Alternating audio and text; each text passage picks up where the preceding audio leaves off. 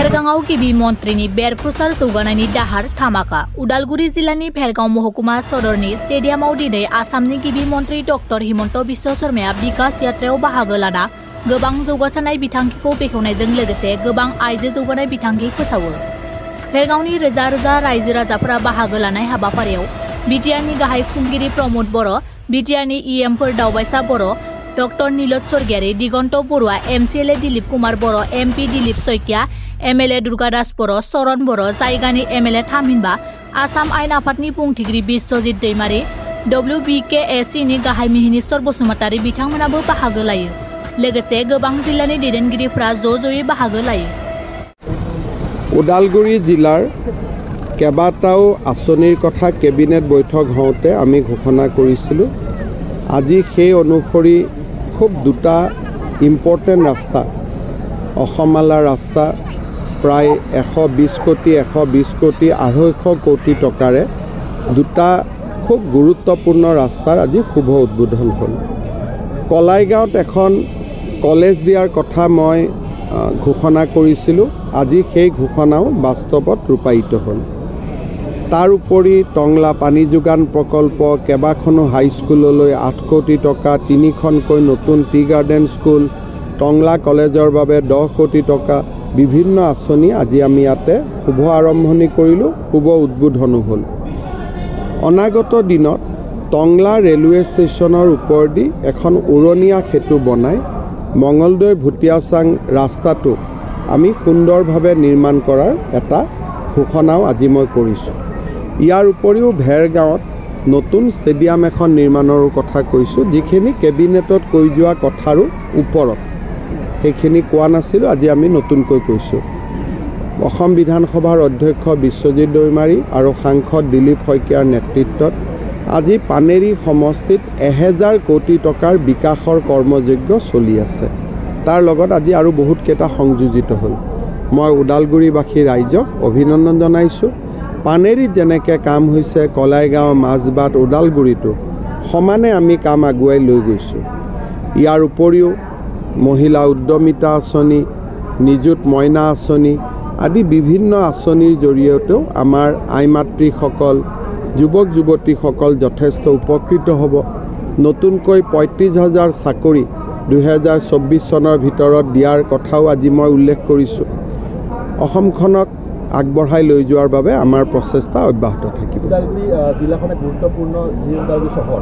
এই চহৰৰ মাজমজিয়াত যিটো ৰেলৱে ক্ৰছিং আজিলৈকে হোৱা নাই। আমি আমাৰ কেবিনেট হৈছিল তাত মানে সেই ওদালগুৰি ৰেলৱে ক্ৰছিঙৰ ওপৰত ফ্লাইঅভাৰ আমাৰ কেবিনেটৰ সময়ত ঘোষণা আছিলে, তাৰ বেকগ্ৰাউণ্ড ৱৰ্ক চলি আছে। ৰেলৰ ফ্লাইঅভাৰ এখন বনালে প্ৰথমতে আমি এষ্টিমেট বনাব লাগে, ৰেলক পঠাব লাগে, ৰেলৰ পৰা ক্লিয়াৰেঞ্চ আহিব লাগে, অলপ সময় লাগে।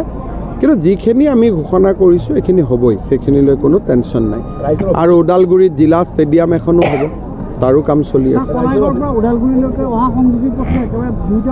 কি নাম কি পথটোৰ? ঠিক আছে, কিমান কিলোমিটাৰ? 29 কিলোমিটাৰ। এইটো অহাবাৰ লৈ ল'ম অসমালৈ।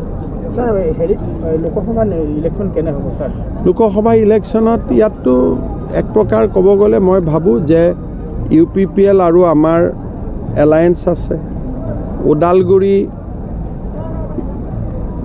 UPPLে আমাক সমৰ্থন দিব, দৰং ওদালগুৰিত আমি কোকৰাঝাৰত সমৰ্থন দিম। আমাৰ প্ৰাৰ্থী অলৰেডি দিলীপ শইকীয়া ঘোষণা হৈছে। UPPLৰ প্ৰাৰ্থীগৰাকীৰ নাম আজি বা কালি বা পৰহি তেখেতসকলে ঘোষণা কৰিব। আমি ভাল কৰি দুইটা ইলেকশ্যন খেলিম, এক জেগাত ট্ৰেক্টৰ, এক জেগাত পদুম। BPFৰ লগত এই সমষ্টি দুটাত বুজাবুজি হোৱাৰ কোনো সম্ভাৱনা নাই, কাৰণ BPFে দুইটা সমষ্টিতে ইতিমধ্যে প্ৰাৰ্থী দিম বুলি ঘোষণা কৰিছে। গতিকে আমি BPFৰ লগত মিত্ৰতা কৰা কথা নুঠে, কাৰণ আমাকতো ওদালগুৰিটো আমাৰ কেণ্ডিডেট, কোকৰাঝাৰত UPPL কেণ্ডিডেট। গতিকে দুটাই বস্তু কেনেকৈ ভগোৱাটো ৰাস্তাই নাই, হয়নে? আসন 11খনটো আহিবই। 11ৰ ওপৰত যদি আৰু আপোনালোকে আশীৰ্বাদ কৰে বেলেগ কথা, কিন্তু 11ৰ আশীৰ্বাদটো হৈ গৈছে। অসমৰ ৰাইজে 11খনৰ কাৰণে আশীৰ্বাদ দিছে, 12-13ৰ কাৰণে যুঁজিব লাগিব। চাওক, নামকেইটা কৈ দিলে ৰাইজে বেয়া পাব নহয়। সেইটো কোৱাটো উচিত নহয়, কিন্তু তথাপিতো মই এনে ক'ব পাৰোঁ যে নগাঁও, কৰিমগঞ্জ আৰু ধুবুৰী ছিটখন আমাৰ কাৰণে প্ৰত্যাহ্বানমূলক। নাপাওঁ বুলি মই কোৱা নাই, কাৰণ তাতে এটা বিশেষ সম্প্ৰদায়ৰ মেজৰিটি থকা ছিট। মই ভাবোঁ যে তাৰো এইবাৰ মহিলাসকলে আমাক ভোট দিব। সংখ্যালঘু সম্প্ৰদায়ৰ মহিলা, আই মাতৃ আৰু যুৱক যুৱতী যিসকলে চাকৰি বাকৰিত দেখিছে টকা পইচা নোহোৱাকৈ কাম হয়, যিটো গোড়া অংশক বাদ দি বাকী অংশটোৱে এইবাৰ আমাক ভোট দিব বুলি মই আশা কৰোঁ। সেইকাৰণে কৰিমগঞ্জ, নগাঁও, ধুবুৰীটো প্ৰতিদ্বন্দ্বিতা ভাল হ'ব, কিন্তু ছিটকেইটা টান।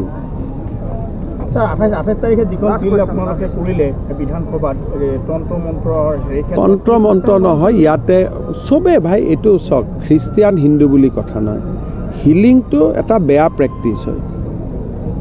যদি আমি আজি ডাইনীটোক বিৰোধিতা কৰিছোঁ, ডাইনীটোতো আমাৰ হিন্দু মানুহে কৰে, আমি ডাইনীটোক বিৰোধিতা কৰিছোঁ, তেতিয়াহ'লে আন যিবিলাক অবিজ্ঞানসন্মত ব্যৱস্থা আছে সেইবোৰ বন্ধ হ'ব লাগে আৰু বিজ্ঞানসন্মত ব্যৱস্থা আহিব লাগে। যদি আপুনি তন্ত্ৰ মন্ত্ৰ কৰাতকৈ ফ্ৰী মেডিকেল কেম্প কৰক, সেইটো বেছি ভাল নহয় জানো?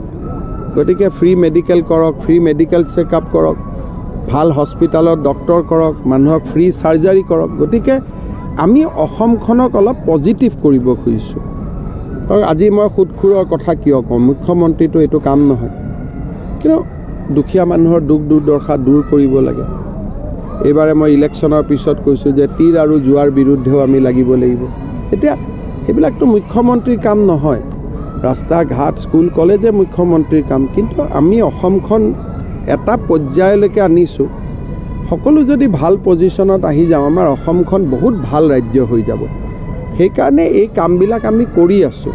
এতিয়া বাল্য বিবাহ কোনেনো কেইটা জন্ম দিয়ে, মোৰনো কি যায়, কিন্তু কিয় লাগিছোঁ যাতে পৰিয়ালটো ভাল থাকে, যিয়ে জন্ম হয় তাই যায়, সি যাতে 20 বছৰ পিছত ভাল অসম এখন দেখা পায়, সেইটোৱে। মোৰতো তাত কোনো ব্যক্তিগত স্বাৰ্থ নাই।